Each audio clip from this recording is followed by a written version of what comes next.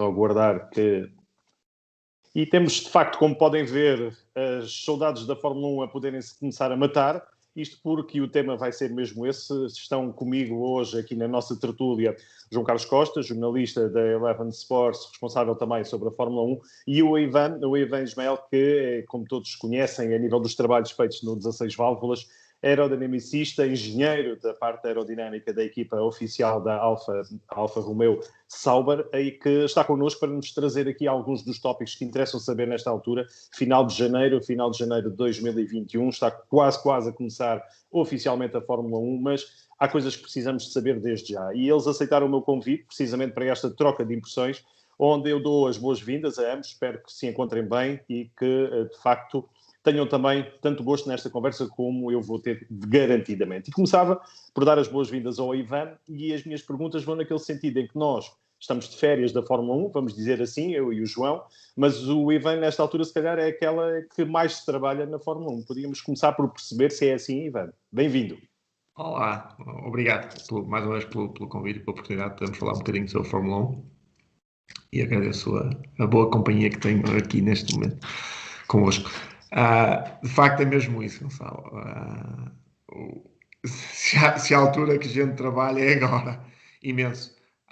Mais este ano por todas as coisas que estão a acontecer a nível mundial, digamos, de pandemia, onde estamos a somar com uma revolução bastante profunda na Fórmula 1, na forma como estamos a operar.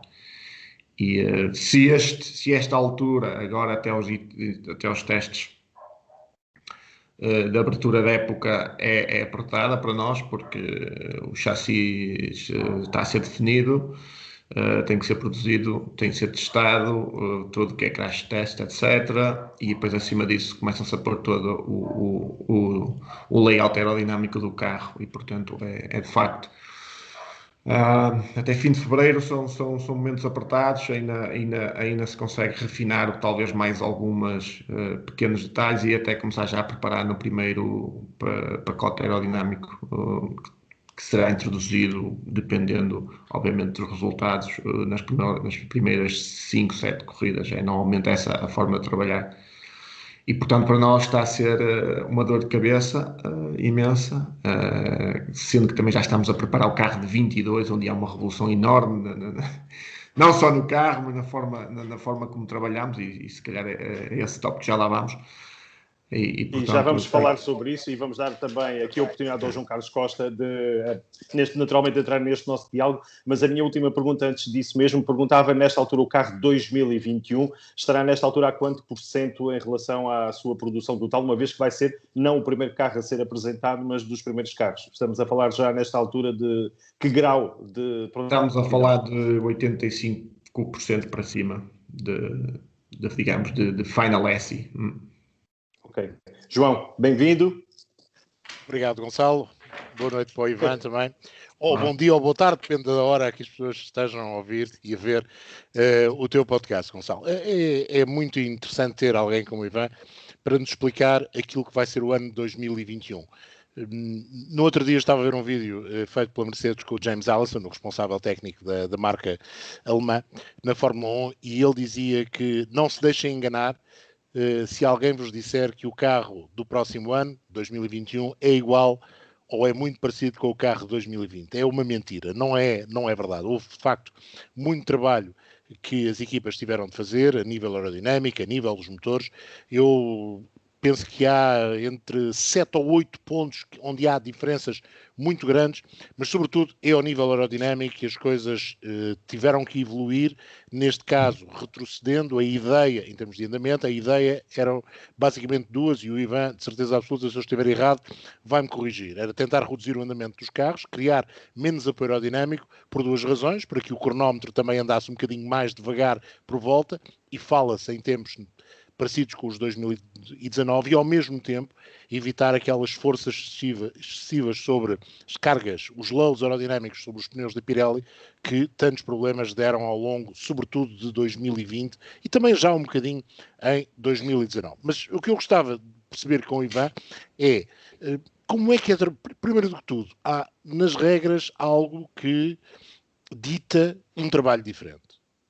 as regras dizem que as equipas têm menos tempo de túnel de vento, menos tempo de CFD, e essa situação está determinada pela posição que alcançam no campeonato anterior, no campeonato de 2020. Ou seja, a Mercedes, primeira classificada, tem cerca de 20% menos de tempo nestes dois instrumentos para a definição do carro do que tem a Williams, que ficou na última posição.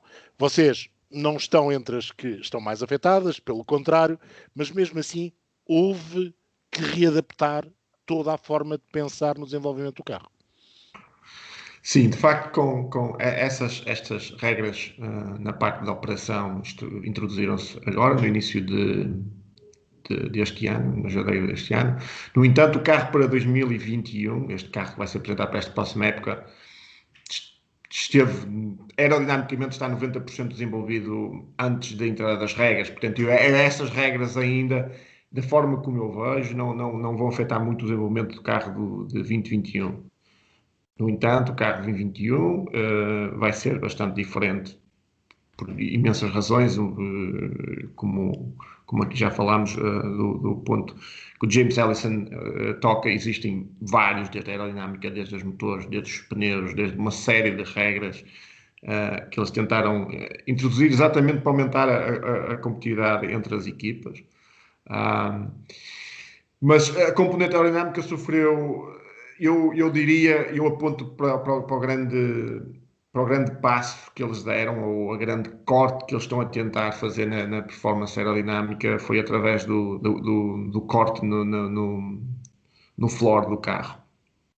Em frente aos pneus, se vocês se recordam, digamos assim, o floor estava ao limite da regra, era visto de cima, era um retângulo em frente aos pneus, e neste momento eles tiveram que cortar uma boa parte do floor em frente aos pneus, teve que ser cortado fora, e todos aqueles cortes que tinha, aquelas chamámos nós slots, aquelas aberturas que tinha, que era para pôr mais feeding, para pôr mais ar e para o difusor, para se poder cada vez expandir mais e mais, porque para se poder expandir, quanto mais expansão a gente conseguir tirar de um difusor, mais carga aerodinâmica conseguimos tirar. O problema é que existe um limite de quanto ele consegue expandir em função de quanto é que se consegue alimentar. Porque se começarmos a tentar expandir muito sem o alimentar, ele vai entrar em perda, e aquilo é perda da carga aerodinâmica total. E todos esses truques, se vocês olharem há 10 anos atrás, os carros não tinham isso, são coisas que nós aerodinâmicos fomos aprendendo. E isto é assim, a gente vai a uma ponta, estica, vê que a corda está a arrebentar, vem à frente e tenta remendar o que é que se pode fazer para que a corda... E nós andamos sistematicamente nisto, 24 horas por dia. Antigamente eram 7 dias por semana e 24 horas por dia. Entretanto, as regras foram-se cortando, deixou-se de poder testar ao fim de semana, depois começaram-se, aqui há 4, 5 anos, as regras que eles puseram do número de horas de túnel que se podem impor, isto tudo só para nos cortar a nossa criatividade. E agora, como nós agora acabámos de falar, para este ano de 2021 ainda há mais um passo, quer no corte digamos, do tempo de desenvolvimento túnel mais CFD. Além disso, eles, para tentar balancear o desenvolvimento e para permitir que tal, digamos, que o pelotão se reagrupe, eles estão a dar mais tempo de desenvolvimento às equipas de cauda em relação às equipas da frente, como a Mercedes, digamos, uma Mercedes e uma Williams, por exemplo, se pegarmos nos extremos, para tentar que assim a equipa mais pequena, com mais tempo de desenvolvimento, consiga aproximar-se. Se vai funcionar ou não, isso eu tenho sempre dúvidas. Eu também. Eu tenho sempre dúvidas porque já ando nisto há alguns anos e já sigo a Fórmula 1 há alguns anos, menos que vocês, certamente, mas isto ganha sempre o grupo mais. Eu não sou dos grupos de líderes, mas não me custa assumir nada a isto. Ganha o grupo dos melhores e acho que é um bocadinho assim. Estas impacto. É curioso, antes dessa regra de balancear o túnel com o CFD e entrar, eu nem sequer sabia que essa regra estava a ser discutida. Eu tive uma discussão com o William Totten, foi o meu antigo chefe. Estávamos num fim de semana os dois, em pequena conversa, estávamos os dois até, nada irrelevante, mas estávamos os dois a esquiar, e então, e ele tocou precisamente nesse ponto, estávamos os dois a conversar e tal, e eu toquei nesse ponto, e disse, eu acho que tem que mudar alguma coisa nas regras, e se talvez, em vez de continuarem a mudar-se, que eles chamam as rule box, do que a gente poderia, eu acho que é preciso, se calhar, porque não dar um peso de desenvolvimento às pequenas, às equipas mais pequenas, para que elas possam, se calhar, conseguir avançar mais. E tivemos a falar sobre isso e outras ideias que na altura partilhei com ele. O que é curioso, passado alguns meses, foi incluído nessa regra esse ponto que eu toquei com ele. É uma mera coincidência, mas que mostra, se calhar, alguém já dentro da FIA, se calhar um bocadinho que já tem alguma experiência, que já passou pelas equipas de Fórmula 1 e vocês sabem que existe lá agora um grupo de trabalho com bastantes engenheiros que foram antigos engenheiros nas equipas de Fórmula 1, que estão a trabalhar essencialmente para tentar atacar esta parte aerodinâmica. E eu acredito que poderão sair daqui algumas regras desse grupo de trabalho mais eficazes, porque são pessoas que, de facto, como trabalharam na Fórmula 1, sabem onde é que são os pontos mais críticos. Eu reparo nas novas asas, eu trabalhei nas asas antigas e nas novas asas, e há pontos que eles cortaram nas asas que é claramente de alguém que sabe o que está a fazer, como desde o que nós chamamos os strakes, tudo isso que estava a gerar uma parte de escoamento a ser deslocada em frente ao pneu da frente para fora. Havia uns certos dispositivos por baixo das asas que nós estávamos a usar para ajudar a isso, que foram, por exemplo, proibidos,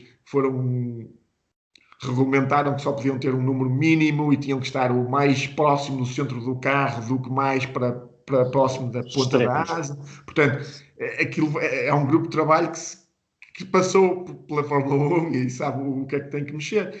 E acredito que possam vir daí alguns resultados.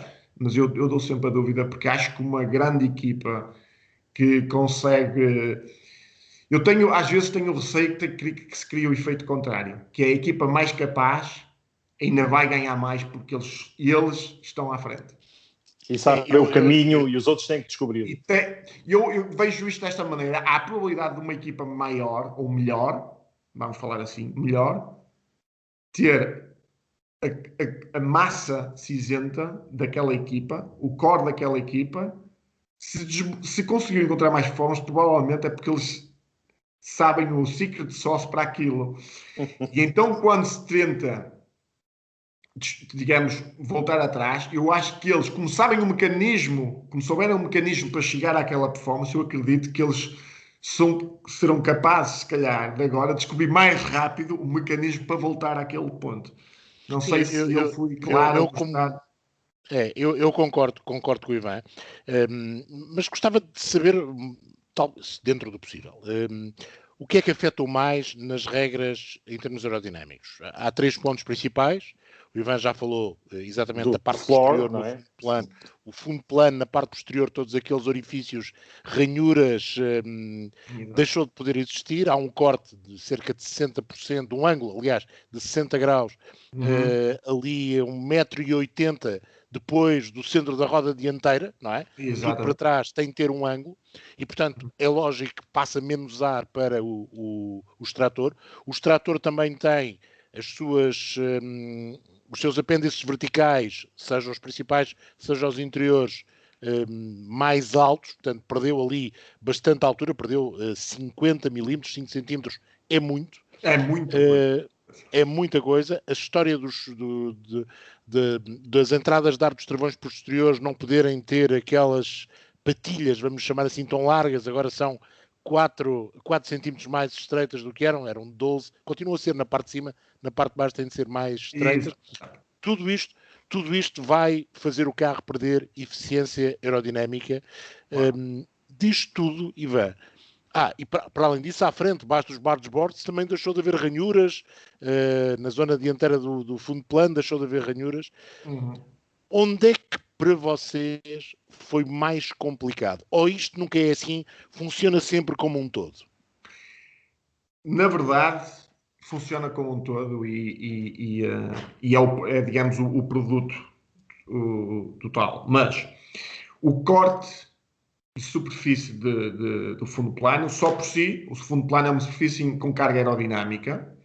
Portanto, só o corte natural, digamos, o direito efeito, o efeito direto só do corte da superfície aerodinâmica é logo um primeiro passo. Para além disso, existe o efeito secundário, que é o que ela vai destruir no difusor. Portanto, temos aqui dois efeitos. O efeito direto, que é perder a superfície aerodinâmica, é a mesma coisa que nós dissemos que temos uma asa de 1 metro para passá-la para 50. Nós logo ali perdemos carga aerodinâmica porque estamos a diminuir a superfície. Mas depois vem o efeito, e é o efeito cascata que isto tem, que é quando se corta o floor, tudo aquilo que estava ali para trás, ou seja, a partir que se cortou o fundo plano, tudo ali que estava para trás, que trabalha em sintonia com o que está à frente, deixou de funcionar. E o segredo, entre aspas, não é um, há vários, mas é nos carros de Fórmula 1 e que se tenta sempre maximizar ou minimizar, depende do ponto relativo que queremos pegar, é os pneus, os carros de rodas não carnadas, digamos assim, que é um monolugar, é um desastre aerodinâmico, por incrível que possa parecer, é um desastre aerodinâmico. E todos o que nós tentamos fazer é manter esse escoamento sujo que sai das rodas o mais longe possível do carro e alimentar o carro com a energia mais limpa possível, porque quanto mais energia limpa nós pusermos no carro à frente, mais podemos extrair lá atrás. E há aqui dois truques. Um deles é a asa da frente para controlar, num termo mais técnico aerodinâmico, a esteira da roda da frente. Portanto, aquele escoamento sujo, tentar não deixá-lo vir para o side pod e para o difusor. E depois existe um outro ponto, que é a roda de trás, que ainda tem um desafio mais interessante. O que é que acontece? A roda de trás está próxima de zonas de grandes variações de pressão, ou seja, extremamente sensível. Um difusor e todos aqueles pequenos defletores que as rodas traseiras tinham, aquilo funciona em harmonia.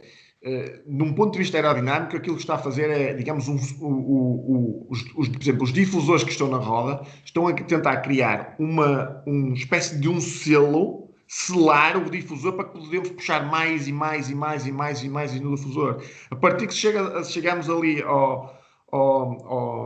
à largura dos defletores da roda de trás e cortamos aquilo uma parte significativa, a carga do difusor cai acima de 10%, 15%, o que é, acreditem que para imputar 10% de aerodinâmica num carro de Fórmula 1, hoje em dia, depois de um carro tão optimizado, é super difícil. E acho que é tudo isto que esta regra já de 2021, fez. Foi, primeiro, corte direto no fundo plano e foi logo... Foi um trambolhão. Se me permitem a expressão, foi um trambolhão aerodinâmico.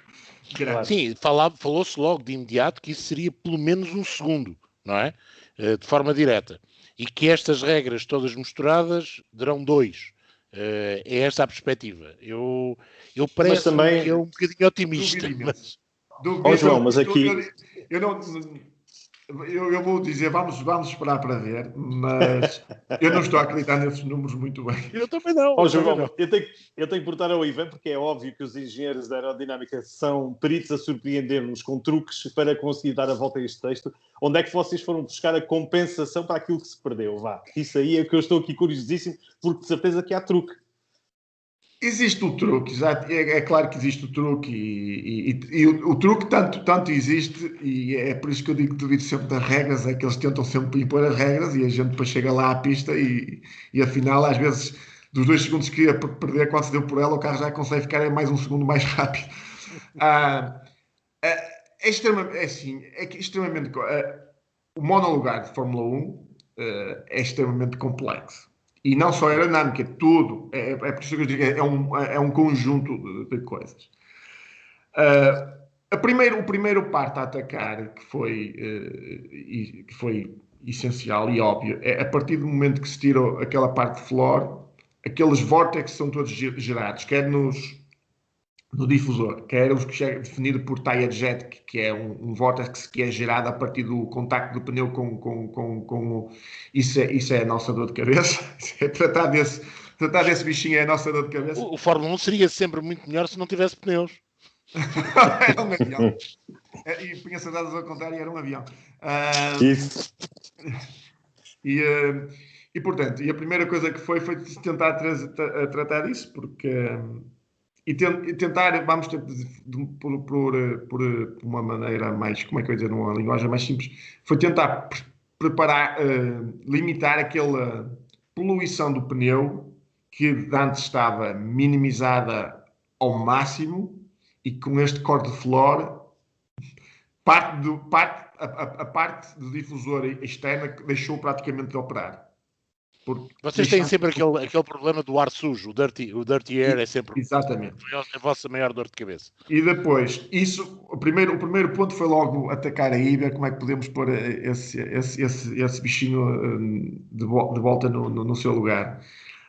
Mas, e claro, como vocês sabem, nas regras, além disso, eles nos fizeram outro favor, que foi cortar a altura dos fences do difusor, mais um corte forte na aerodinâmica, pois aquilo era Nós queríamos pô-los mais próximo do chão possível, que era para carregar mais, e eles mandaram-nos cortar. Isso foi o segundo ponto. E depois, uma vez atacado este problema local, vem o outro.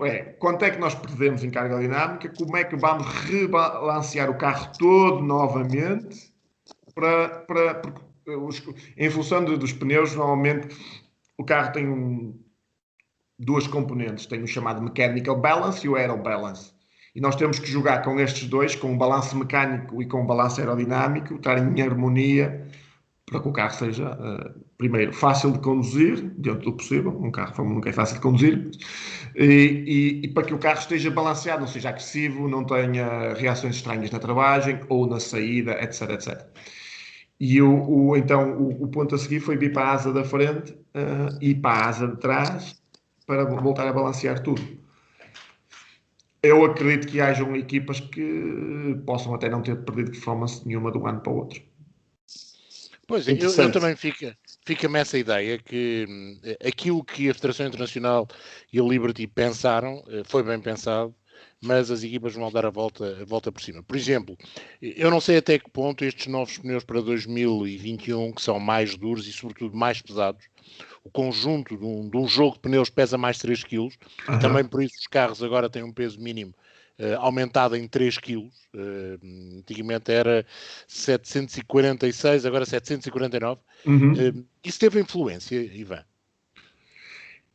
Tem influência porque a distribuição aerodinâmica funciona em função da distribuição de peso também.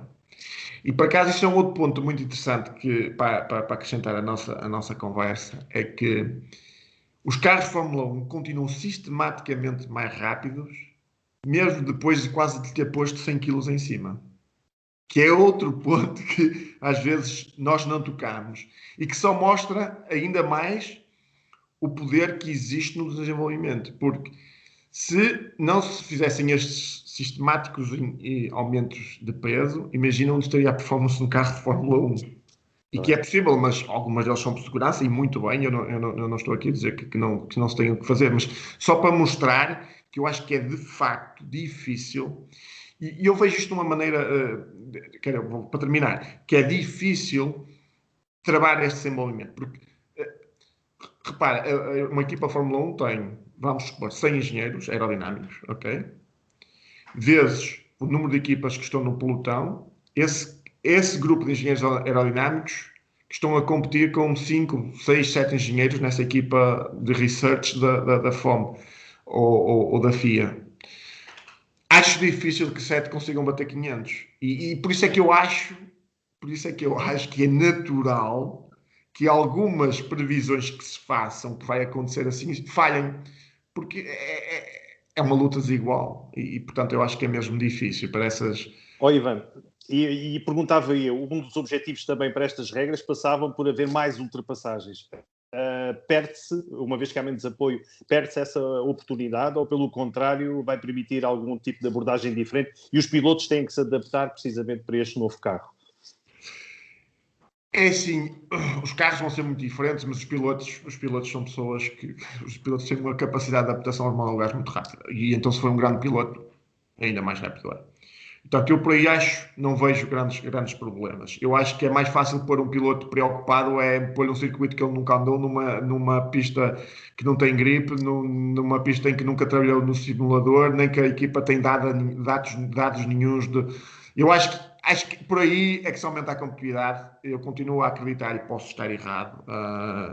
Tenho que alguma vez irei estar errado nesta minha abordagem. Eu acho que não estamos a atacar o problema pelo lado certo. Não sei, eu próprio também não sei se existe solução para atacar o problema ou se está a tentar atacar uma coisa que não é um problema, é o que é. É competitividade e é mesmo isso. É o A tentar ser melhor que o B e acho que vai ser sempre assim.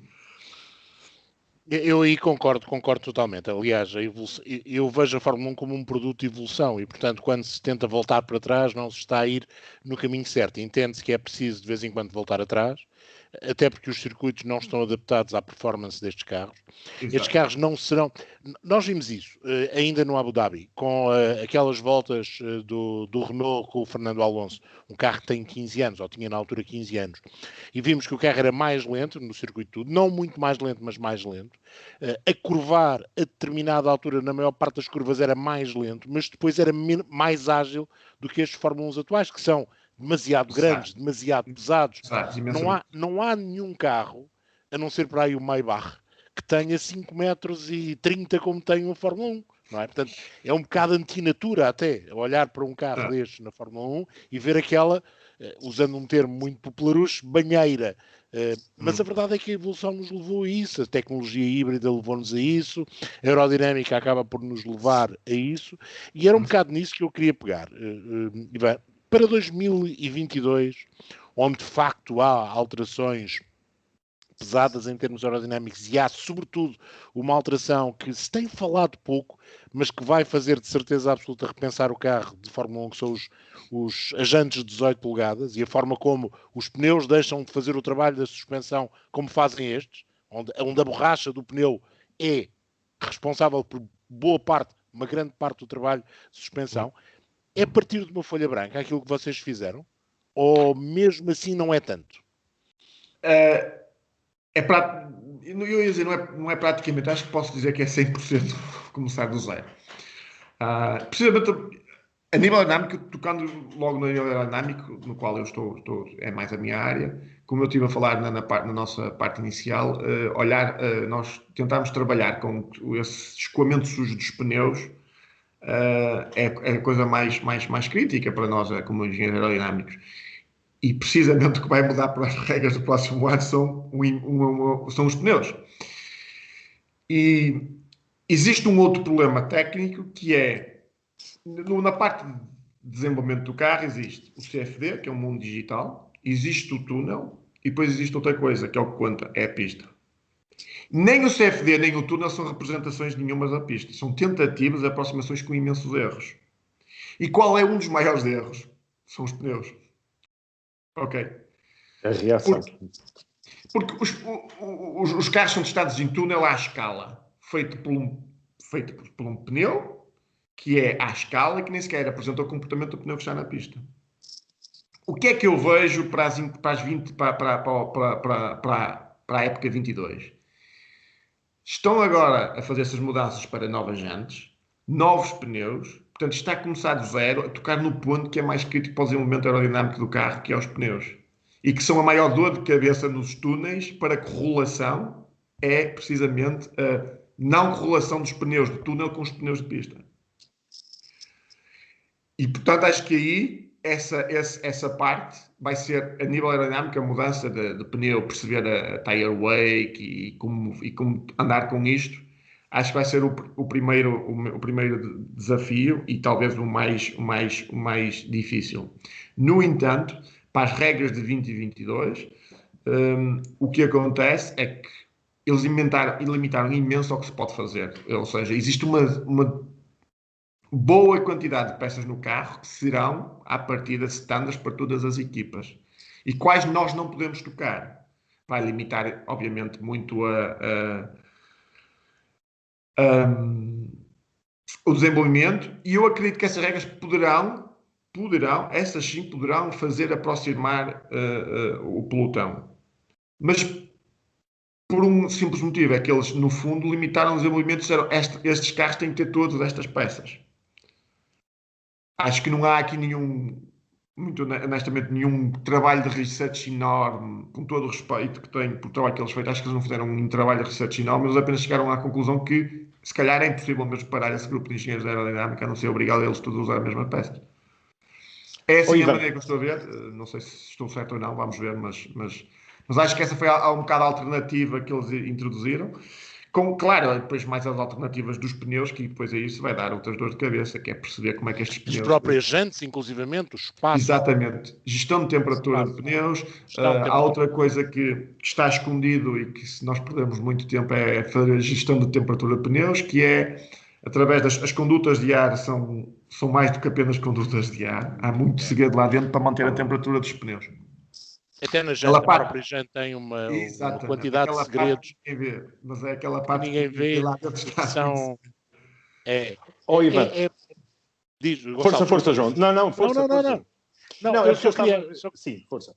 Só queria perguntar ao Ivan uma coisa que, não tendo diretamente a ver com isto, foi uma das surpresas para mim nas últimas semanas, foi o facto das equipas estarem a entrar em termos de desenvolvimento de materiais por campos que eu não sabia que estavam a ser usados, e inclusivamente com o apoio da FIA, estão a tentar trazer para a competição alguns materiais que eu não os fazia como passíveis de ser usados na Fórmula 1. E falo concretamente em 4 situações, vamos chamar materiais verdes, e que nós pensamos, para que é que serve algodão, linho, sisal e bambu na construção de um monolugar? Onde é que está o segredo de tudo isto? Para já, eu sei, já falei sobre isso com outras pessoas, que aquilo que foi feito em termos de experiência significa que o carro, com estes materiais, fica 40% mais pesado para já. Mas lá está, é para já. Porque se calhar daqui a 10 anos ou 5 já não será assim, será mais leve. Para onde é que vai esta filosofia também aqui um bocadinho green, um bocadinho verde, que ajudará à tal sustentabilidade zero da Fórmula 1 no futuro? Quando o mundo todo se preocupa com o ambiente e da forma como nós temos, se calhar, conduzido até agora a destruição do planeta, acho que a Fórmula 1 tem que ser responsável a mudar o comportamento, tal como qualquer outras entidades ou empresas, ou o que seja. A introdução estão a ser estudos, e é curioso porque eu sei o caso Bambu, eu sei algumas histórias associadas a esse caso, e eu, pelas conversas que tive também, quase na mesma altura das conversas que tive com a minha sugestão para mudar as regras, o Bambu também esteve na discussão, portanto, eu começo a encontrar aqui algumas coincidências.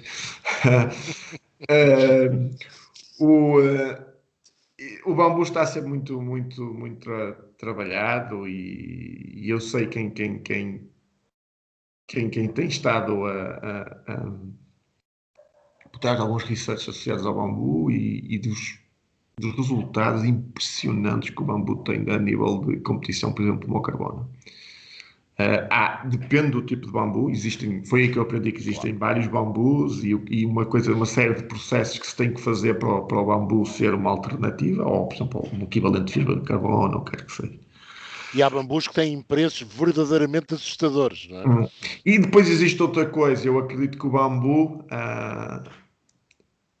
acredito que muitos destes recursos estão disponíveis em países pobres, e que eu espero que isso seja para os ajudar a que as economias deles cresçam. E, portanto, eu acho que a fazer-se isso seja para os ajudar nesse sentido. O Camboja, por exemplo, é um país que eu sei que tem muito investimento no bambu. E, portanto, eu acho que se poderá usar a Fórmula 1 primeiro. A Fórmula 1 acho que tem uma propriedade, que é o ciclo de desenvolvimento é extremamente curto. E se os carros agora são 40 kg mais pesados, ou 40% mais pesados, é só pôr aquilo nas nossas mãos para daqui a meia dúzia de meses aquilo estar em 20 e depois 10, 5 e por aí fora. Portanto, a Fórmula 1 é o sítio certo para se desenvolver tecnologia e não é por acaso que as empresas que querem testar a sua tecnologia e desenvolver a sua tecnologia associam-se a uma equipa de Fórmula 1. Porque nós, de facto, levamos aquilo ao limite em pouco tempo. Experimentamos aquilo. E, portanto, eu vejo essa associação do bambu. Eu toco mais no bambu porque eu sei algumas histórias ligadas ao bambu, que se calhar estão relacionadas com essas histórias que falámos agora aqui. E podem-se contar ou não, Ivan? Estou curioso. O que eu fui fazer. São apenas algumas conversas que temos nos momentos de lazer e que vemos que estão a começar a ter algum fim, valer a pena, digamos assim. Não estou aqui com isto a dizer que eu tive ouvido em qualquer conversa, nada disso. Mas fico contente de perceber que, às vezes, quando nós pensamos um bocadinho e partilhamos ideias, de uma maneira ou de outra, parecem não ser loucas. O que me agrada, que isso seja assim, mas o que posso tocar aqui, sei que existe pessoas a fazer excelente estudo em bambus e que há bambu com propriedades que as pessoas não têm. Eu próprio fiquei chocado com algumas propriedades físicas do bambu. Mas para construção... Para algum tipo de bambu. Para construção de chassis. Sim, e daí depois a sua ligação com alguns produtos que tu não estás à espera. O uso do algodão, o uso do sisal, o uso do linho, que tu normalmente vês para a roupa, não é?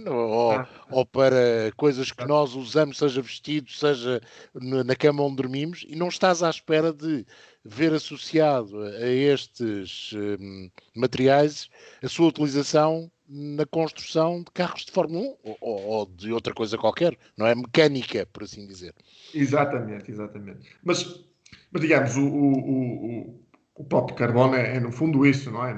É, um bocado. O carbono é no fundo... Eu lembro quando estava na faculdade e tinha alguns colegas que eram de outras áreas, da área da indústria têxtil, engenharia têxtil, e estão ligados à moda, e eles estavam a tentar pegar no carbono para transformá-lo para as roupas, e vocês já veem agora algumas roupas até com alguns pequenos detalhes em carbono, ou sapatos, ou bolsas, etc. Basta olharmos para a Taça América agora na vela e vermos que as velas são feitas em carbono, portanto, é um tecido para todos os efeitos, aquilo é um tecido para todos os efeitos, exatamente. Ivan, eu tinha aqui, porque estamos a apontar, também já haverá a parte final da nossa conversa e muito mais poderemos, neste caso, desenvolver mais à frente na temporada, mas ainda temos aqui sensivelmente 13 minutos para conversar. Eu fiquei aqui curioso porque há pouco falava-se de grandes prémios e da necessidade de se experimentar em pista, e quanto mais em pistas novas as dificuldades para os pilotos. Vem-me à memória precisamente da temporada de 2020, que teve que ser recauchetada com pistas novas para aquilo que estava programado, o não sair da Europa. Neste caso, a estreia do Autódromo Internacional do Algarve, onde o João esteve também em trabalho. Eu pergunto-me como é que foi trabalhar essas pistas, como, por exemplo, também de Imola, o regresso a Imola. Como é que foi o trabalhar e a adaptação da equipa Alfa Romeo para essas pistas que, no fundo, eram desconhecidas para todos? Termos essas pistas no nosso calendário foi um desafio extra a nível de desenvolvimento e preparação de setup. E até pôr, digamos assim, um bocadinho mais de capacidade humana para poder ajudar na análise de dados, para que tentámos responder ao mais rápido possível, porque eram circuitos que nós não tínhamos dados dos anos anteriores, e isso é um desafio enorme, porque o piloto vai dar as primeiras voltas e dá uma sensação, e se nós tivermos digamos, track record do que se passou o ano passado, podemos fazer uma correlação entre o que é que o piloto fez, como é que o carro estava naquela altura, o que é que se fez para mudar essa reação. Quando se vai para um circuito novo, sem dado, sem circuitos que não são utilizados com alguma frequência, o nível de grip é completamente desconhecido, e viu-se, por exemplo, na Turquia, se não estou em erro, quantos pilotos começaram a perder curvas e a fazer peões, e pilotos de topo. E acho que é aí, E acho que é curioso por aí, que acho que é para isso que consegue aumentar a competitividade, é se calhar criar mais surpresa aos pilotos. Mas voltando aqui ao ponto da pergunta, de facto foi um bocadinho por mais mão de obra disponível para analisar dados. E mais online, informações a todos os minutos. Vocês, o trabalho a nível da fábrica passou a ser completamente distinto para estas pistas, por exemplo? O trabalho, de uma forma geral, é mais ou menos o mesmo. A fábrica está sempre ligada à pista. Nós temos a ligação contínua à pista e no fim de semana, desde a quinta-feira até ao domingo, nós estamos continuamente ligados à pista e continuamente ligados ao carro e aos pilotos e aos intercomunicadores, onde estamos constantemente a receber dados e a reportar informações de volta, quer se o piloto na pista existe na pista, normalmente recolhes informação e na fábrica lê-se aquela informação e diz e volta-se a enviar para a pista o que achamos que poderemos mudar no setup do carro para, em função das simulações que estão contínuas a correr no computador, nós enviamos para a pista o que achamos que é 2 ou 3 sugestões de setup para melhorar o carro. Eu estou-me a lembrar do Algarve. Não mudou muito, continua igual, nós estamos constantemente ligados à pista. Eu estou-me a lembrar do Algarve porque tornou-se evidente o arranque do Kimi, que deu muito que falar e foi dos melhores do ano, daquilo que vi numa votação. Houve ali também muito trabalho, não foi só as mãos do nosso Iceman, mas há ali também muito trabalho vosso. Poderá ser assim, interpretado, poderá ser. Certamente. Quando corre bem, quando corre mal, o motivo é sempre o mesmo. É sempre a equipa que trabalhou. Apesar do Kimi ser um bom piloto ou não faz milagres. O Hamilton é um bom piloto, mas se tirarem o Mercedes da mão, não tenham dúvidas que ele não vai fazer o que faz. Basta ver da maneira que o Mercedes anda em pista e os outros carros andam em pista. O Mercedes parece um Mercedes, como eu costumo dizer, e os outros, desculpa-me a impressão, andam aos pinotes nas curvas. Quer dizer, é fácil conduzir um carro assim, entre aspas. É fácil conduzir um carro assim. Mas se lhe puserem um Williams nas mãos do Hamilton, eu garanto que ele não vai ganhar corridas. E o António foi uma das grandes evoluções da temporada, na minha opinião. Não sei, o João, não chegámos a trocar estas impressões, mas o António foi dos pilotos que mais evoluiu ao longo da temporada. Poderá ser assim? Ele trabalhou mais do que tinha sido na época de estreia na equipa? Há aqui alguma diferença? Eu acho que é uma evolução natural. É mais tempo que o piloto passou é o mais tempo que o piloto passou na equipa, é mais tempo que a equipa consegue entender o piloto, porque 2 pilotos, e nesse caso, e no caso que estamos aqui a falar, o Kimi e o Giovinazzi têm completamente estilos diferentes de conduzir, isto basta olhar para os dados do carro, que por si isso obriga a que tenham setups diferentes. E é importante, e o Giovinazzi, além disso, ainda tem mais um extra, de ser um piloto recente na Fórmula 1. Portanto, quanto mais tempo se lhe der, sendo ele um bom piloto, ele vai cada vez ficando melhor. E, portanto, eu penso que esta evolução é mesmo uma coisa natural e acho que era de esperar e espero eu que este ano não seja melhor, porque é o resultado do trabalho conjunto que temos vindo a fazer. Vamos para as últimas perguntas, João. Não há muito mais a falar em termos de desenvolvimento. Eu estou muito expectante relativamente àquilo que vai ser esta temporada. Não para percebermos se uma equipa como a Sauber poderá lutar por vitórias. Acredito que a própria Sauber sabe que não será fácil. Mas eu concordo com o Ivan quando ele diz que é preciso introduzir elementos novos. Acho que cada vez mais é isso que a Fórmula 1 precisa. Não são os elementos novos tipo Fórmula E com os Power Boosts ou coisas do género, não. Mas, por exemplo, haver todos os anos um circuito ou 2 diferentes, haver todos os anos variações naqueles circuitos onde é possível fazer, se calhar impedir aos proprietários dos circuitos.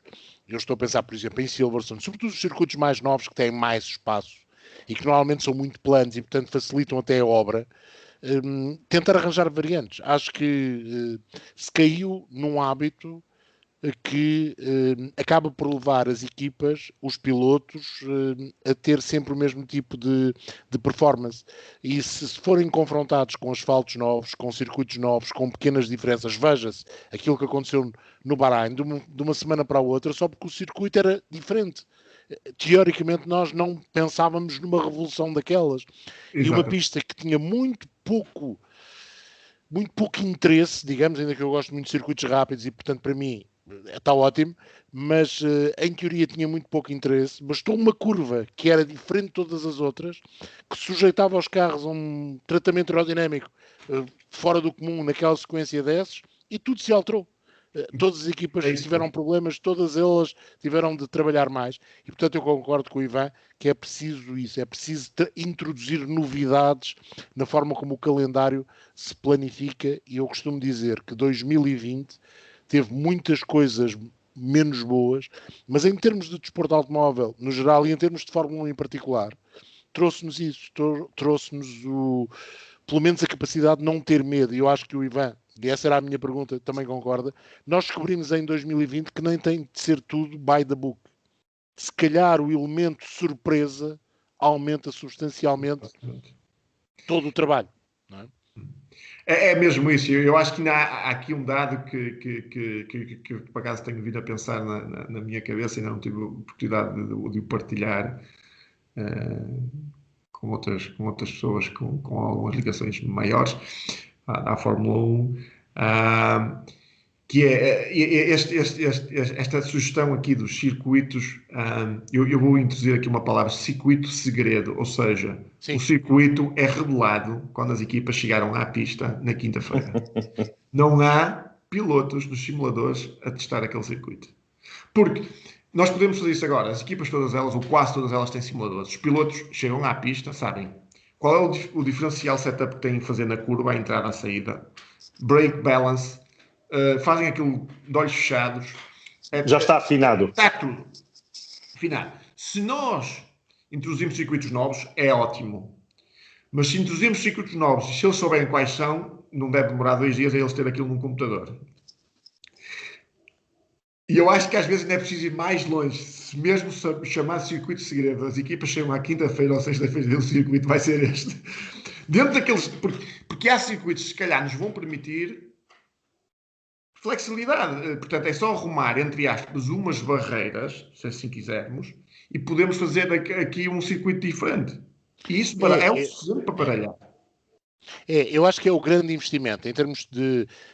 O investimento em segurança tem de ser feito, até porque os carros não vão parar de aumentar de performance, apesar de todas as restrições vão continuar a ter performance, e onde se nota verdadeiramente a diferença não é na velocidade máxima. Aliás, já houve carros da Fórmula 1 bastante mais rápidos, claro, e estes também o poderiam ser. É tudo uma questão aerodinâmica, não? Eu não tenho dúvida que se nós pegássemos nesta componente mecânica de um carro de Fórmula 1 e o puséssemos em Indianápolis com uma afinação aerodinâmica para a pista de Indianápolis, para o oval, ele seria mais rápido, muito mais rápido que o IndyCar, e passaria calmamente os 400 de média na pista. Claro. Mas é esse lado que eu acho que é preciso, é dizer aos circuitos, meus amigos, nós temos de criar alternativas.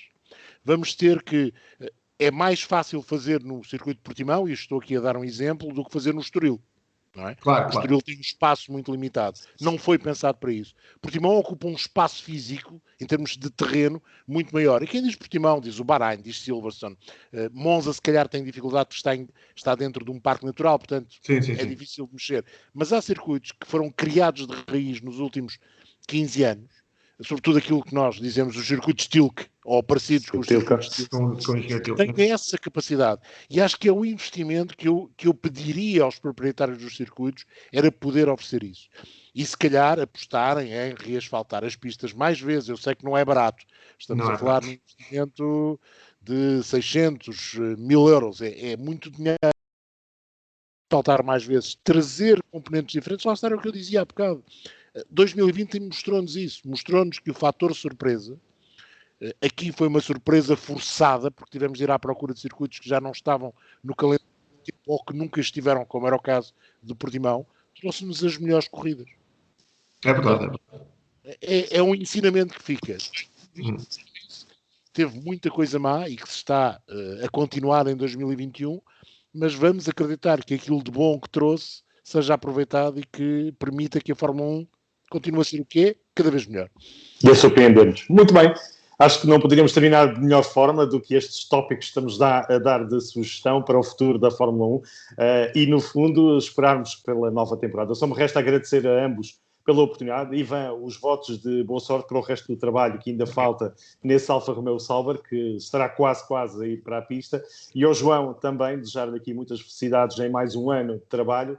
Vamos acompanhar naturalmente a evolução de uma temporada que promete também de ser de algumas surpresas em relação aos grandes prémios que estavam previstos, há algumas ausências, mas também algumas confirmações. Continuamos com uma data ainda a necessitar de ser confirmada. Vamos acreditar que seja numa pista que nós conhecemos aqui bem perto de nós.